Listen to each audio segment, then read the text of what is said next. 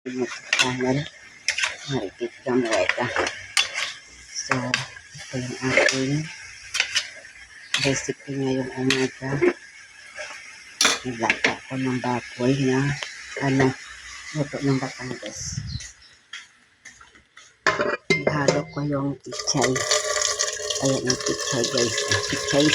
Pichay. Lagyan ko na siya ng sabaw. Kasi maaga ako nagluto kasi magluluto ang mga bata sa paninda nila ng Korean food order sa opisina.